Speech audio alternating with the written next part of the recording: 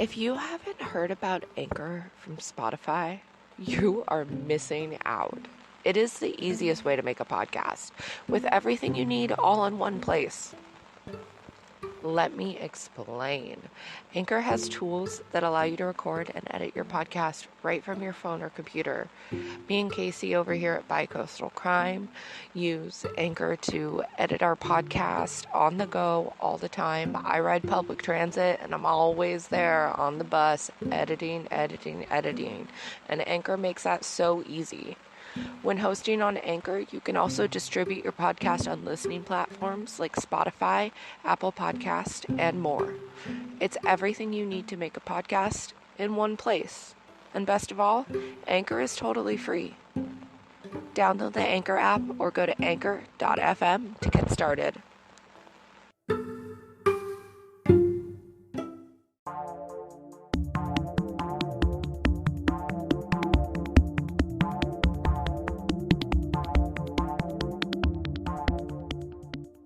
This podcast contains content not suitable for all listeners or ages. Please use discretion when you are choosing to listen to this and be mindful of the little ears around you.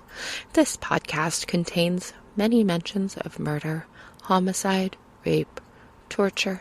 Listener discretion is advised. Thank you very much. We hope you enjoy our podcast.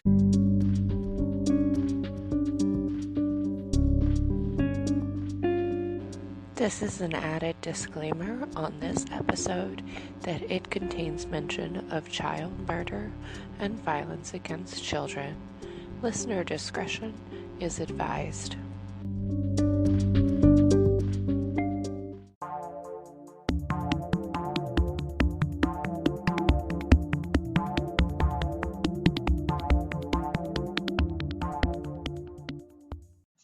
Hey everybody, this is Bicoastal Crime, and I'm Carmen. How are you today?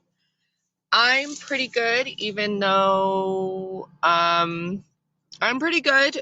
We have a little bit of a storm going on today, so let's see how this recording session goes. Oh, my cat is fighting his way into the unicorn tent that I'm currently recording in to join me. Okay. We've got a little business to get through, and then I'll be introducing our guest. I want to gently remind you that this is the start/continuation of Casey being on leave. So you're going to have episodes with guests and me and not Casey, but that's okay because Dave is doing a lot better and she will be back soon. And we've got some exciting things to fill the air while she's gone. I also want to apologize for the week and a half that we took unexpectedly off. Everything with surgery and life just kind of really snowballed and screwed up. And by the time we knew it, a week had passed and an episode wasn't up. But we are doubling up on episodes to make up for it. And we want to apologize, but you're getting lots of episodes just stacked on top of each other coming down the pipe for you. So please forgive us. Casey and I are working diligently on our Patreon as well. If you want to subscribe, it helps the podcast. You can see more pictures and get all of our episodes ad-free and break-free. Plus, we're about to start dropping bonus content that you're going to want to see. You can find our Patreon link in our Instagram bio or on our website at bicoastalcrimepodcast.com. Another exciting thing that we have coming down the pipe is an interview with the deputy medical examiner.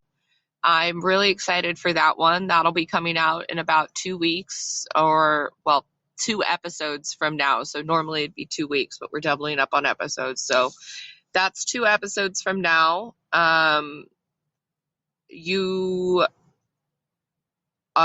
We also have an interview with Seattle's reigning queen of goth named hilariously Morgan, as in the morgue. And today we have our staff photographer, Ashley Yeaton. She is an amazing and several times published wedding photographer on the East Coast, and Casey and I adore her. She photographed Casey's wedding in December. Ashley, babe, how are you today? I'm great. How are you? I'm good, other than, the delay. I the listeners won't have video of this, but I know you can see the unicorn tent going from side to side. And I know they Um, could also hear the little subtle meow when you were introducing yourself. So I think we all understand the position we're coming from here. yeah, guys, I really am. I'm recording in a very, very tiny child's pop-up tent that I covered in blankets to muffle the sound of the storm. Um, So the ridiculous level of the podcast today is a little higher than normal. It's beautiful. It's It a is whole beautiful. vibe of purples and pinks. I mean, I'm here for it. It's going to I'm give a a vibe. positive tone to this not so positive story. Yeah, this is a not so positive story. Ash, do you want to tell us a little bit about yourself, like how long you've been a photographer and Sure. anything else Um, you think is cool about you? Like, I don't know, what's your favorite color? I don't know. ooh, I like my favorite color right now is green. Mm, I'm liking green. I'm in an Um, emerald green phase myself. Ooh, same. Emerald is my birthstone, so I feel that. Have Um, you seen but Emily's couch yet? yes, you guys showed me her couch. Yeah, it's that um, girl's couch, guys. Listeners, it's our it's a it's a friend great Emily, couch. yeah, it is green velvet, and it is Bougie. that couch that you expect that girl to have. And it's so funny It's because Emily perfect. is not that girl at all. She is like the most humble, sweetest, kindest human I've ever met. She says y'all, and it's adorable. But she's got the bougiest couch imaginable, and I low-key like hate slash love her for it because I've wanted a velvet couch forever. But Ashley, you have a golden dog hair. It wouldn't work. I have a free couch right now because of it.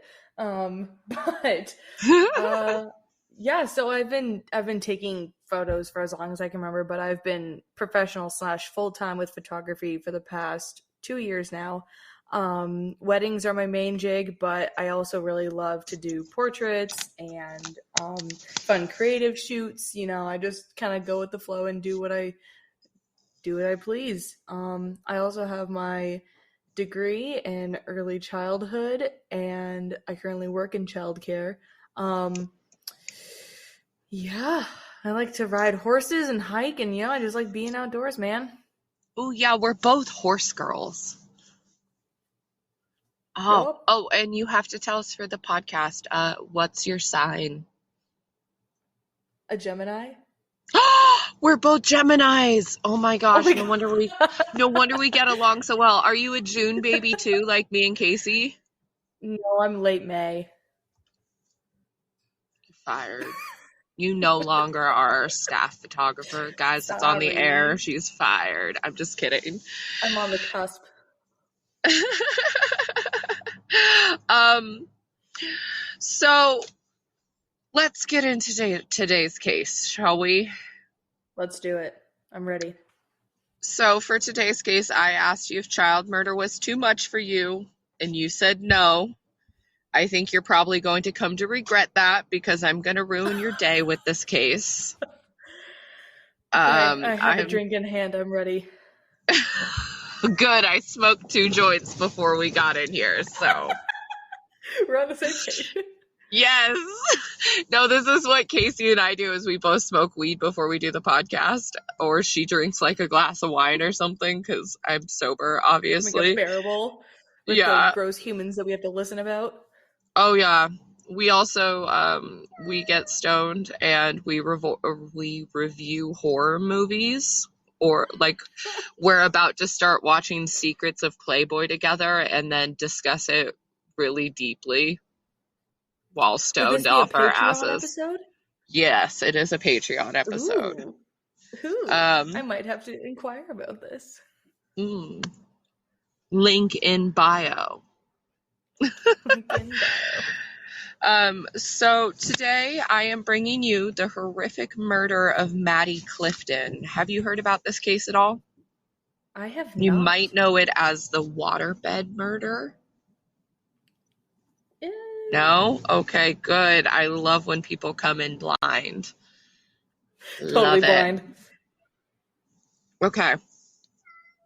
So Madeline Rae Clifton was born on June 17th, 1990, to her parents Sheila and Steve Clifton in Jacksonville, Florida.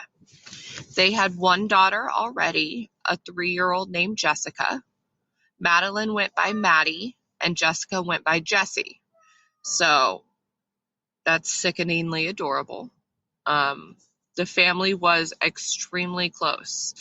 The parents had married at 21 and they were longtime sweethearts and had waited until they were 30 to have children. So they were like madly in love. My other cat is fighting me, the tent right now. Do you want to come in too, buddy? Oh, you left. You can't leave one cat out of the mix. You really can't, listeners, and this is the excuse you needed to go get another cat, by the way. Go get another cat, everybody. But so the family's life, the parents' life revolved around their children. They had so many activities and everything, and that's really what they based their life around. They waited until they were really ready to have kids. They waited till their relationship was long established, and they were just really, really happy. And what's really sad about this is like this case broke them, and they divorced 2 years after Maddie dies. I listened to an interview with the sister, Jessica Clifton, and she's like, yeah, they don't even speak anymore. It's terrible. And I was like, oh, no. Broke them in more ways than one. Oh my goodness. I know, right? Maddie was a total tomboy.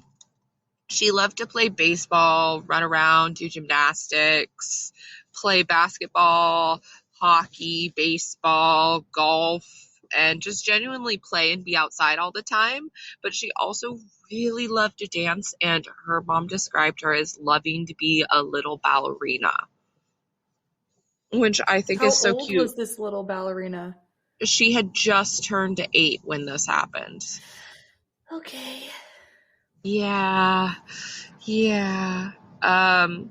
She was a very, very bright girl, according to her parents.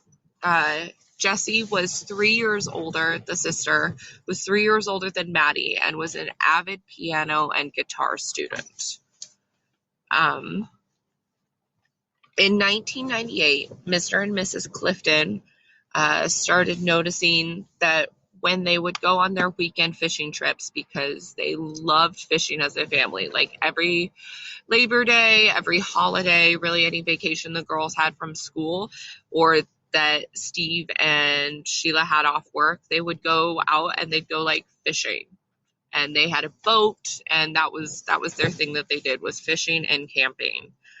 And so when they would go away for like even just a day, they would come back and things would be weird. And it started off as things had been moved, and then it was the screens were in the yard off the windows, and it had been windy, and he sort of brushed that off, and he was like, maybe the wind blew them off, who knows.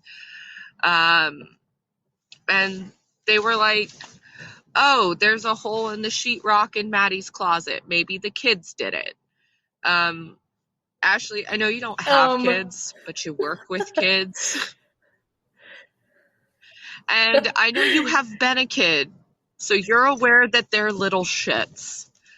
Yes. And I see your face, so I'm thinking you think this is weird, but my little brother actually used to, when he was a kid, he had a pocket knife and he'd dig holes out of the sheetrock at night, and he got in so much trouble for it. But like, I was like, sheesh. Oh, they're a little someone was a little shit. Yeah. So I can see their parents being like, did you do something? Did you bump it and not want to tell us? Did you hit it with a toy? Like, and sort of brushing that off. Kids. But as